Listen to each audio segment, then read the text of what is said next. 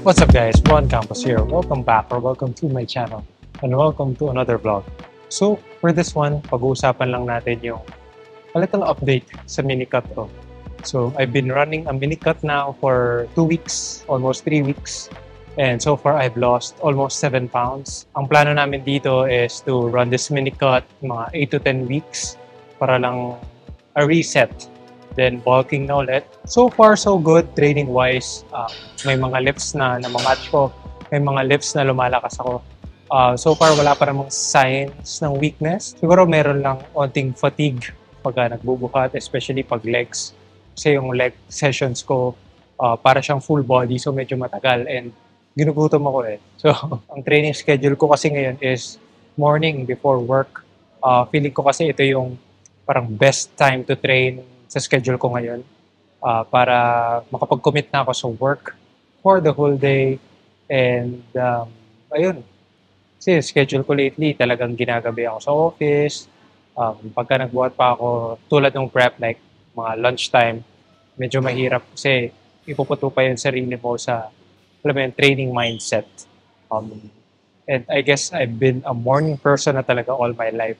Kaya parang it's easier for me to focus and to train first thing in the morning after breakfast. So far, training-wise, yun lang yung update. Ito, a little physique update. I guess nag-improve naman lahat, pero ang focus kasi for the last few blocks is still my upper body, mostly shoulders and back. So feeling ko naman nag-grow. I don't know. Sabi rin naman ng coach ko nag-grow. So far, so good. Yun lang yung update training-wise. Buhat na ako ulit and I'll see you guys later.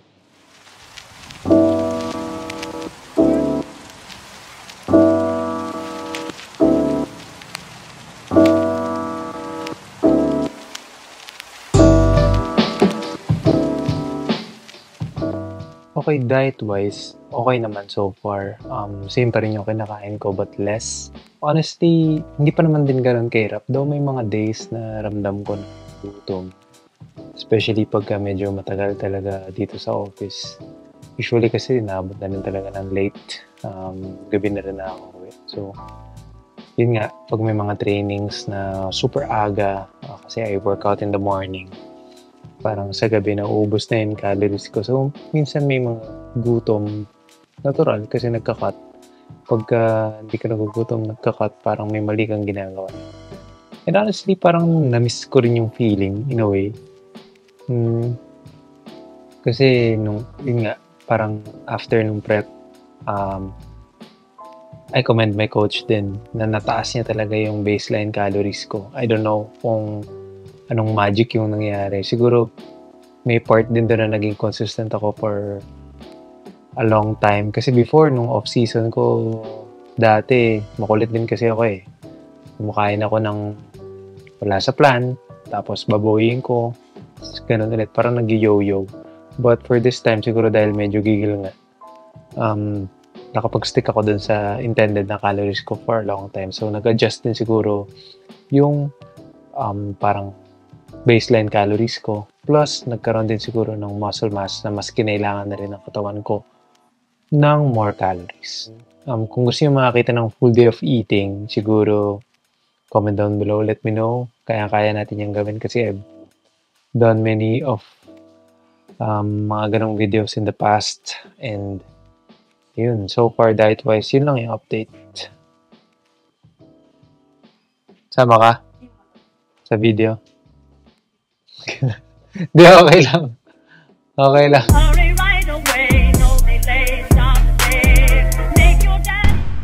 Halata na ba sa mata ko? Puro PC, puro computer. Pero not complaining. Masaya naman ako sa ginagawa ko dito. Like kung nasa corporate ako, no offense, pero mas masaya talaga. Kahit na mas halatang stressed. Yes.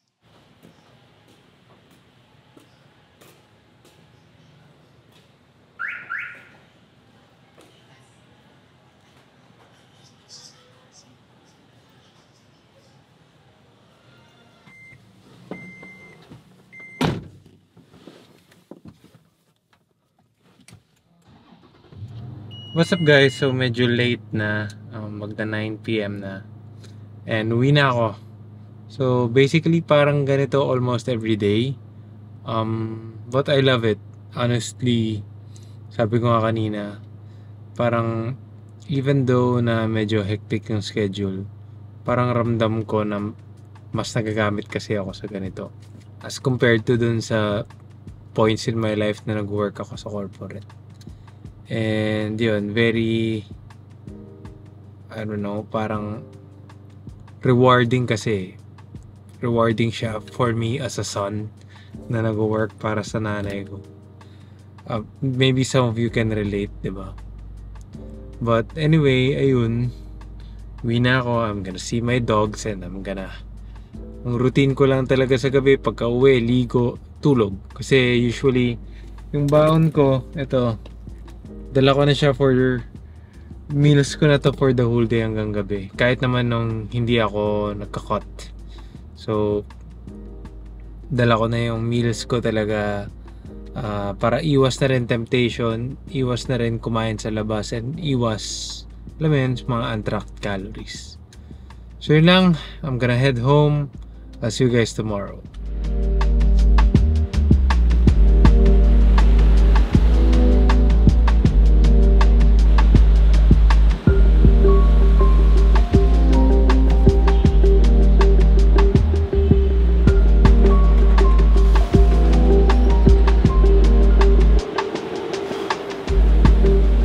Alam mo, na-realize ko, yung fitness maraming natutulong sa life natin.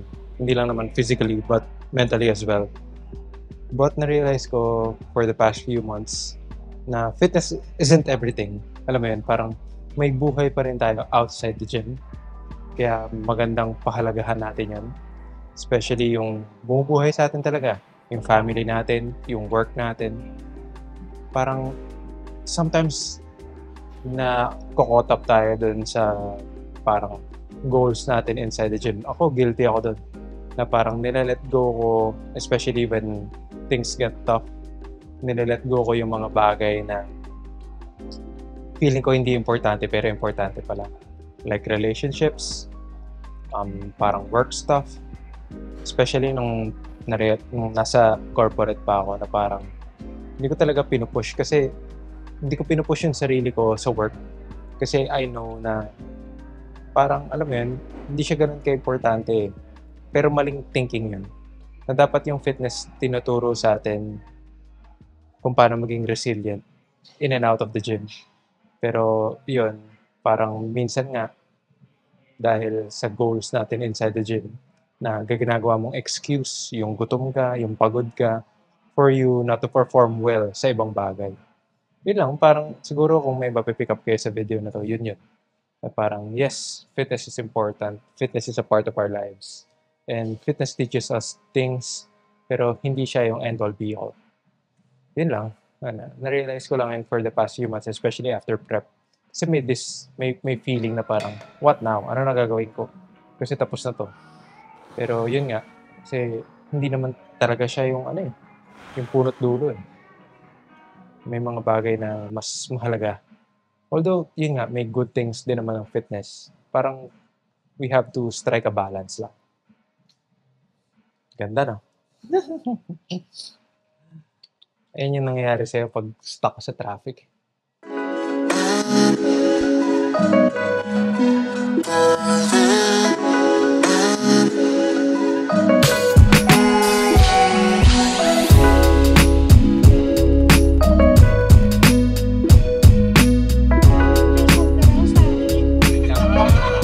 Mas maganda pa yung podcast ko dyan dati. Oh, sheesh! Ano ba naman? Kinikwento sa'yo? Yung Madam, kamusta ang flight? Alam mo, Kayan. Bilisan nyo! Bawal ka talaga pang pang YouTube. Siguro may nang-hold up eh. Hoy. Pagod na ako mag-smile. Wow. Okay guys, I'm gonna end the video right here. Si Madam tinatempa ko ng lace, but buti na lang kanin boy tayo for life. Anyway, yun, I hope nag-enjoy kayo sa video na to. Mini cut update lang. So, next video, siguro full day of eating kung gusto nyo, di ba? Comment down below. So, may mga pupuntahan pa kaming adulting stuff. And hindi ko na mawakan yung camera. So, I'll see you guys on the next one. Again, this is Bon Campos. Reminding you to follow your passion. Kahit na 0.1% progress lang everyday. Okay lang kasi it will all add up someday. See you on the next one. I'm out. Ito. Peace. Kala ko lace.